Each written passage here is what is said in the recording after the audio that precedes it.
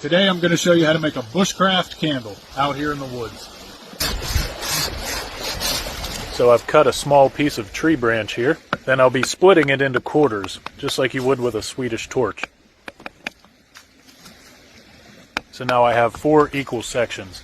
With each one of these, I'll shave a little off the inside corner, but only about half the length of them, leaving the other half intact. So when you put them back together, the top half will be hollow, the bottom half will be solid. Then I'll tie some twine around it using the constrictor knot. That way I can really tighten it down. It'll get tighter and tighter the more you crank down on it, but it won't loosen. Then I'll trim off the excess and use some of this as a wick. Then I'll be using resin from this spruce that I found earlier. First I'll coat the wick with it, then I'll shove the rest into the candle.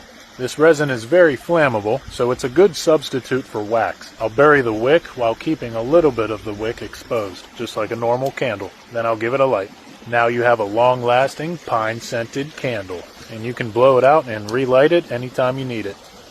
I'm going to show you one of the best knots on earth for shelter building with tents and tarps. It works so good you have to be careful with it because you could break something.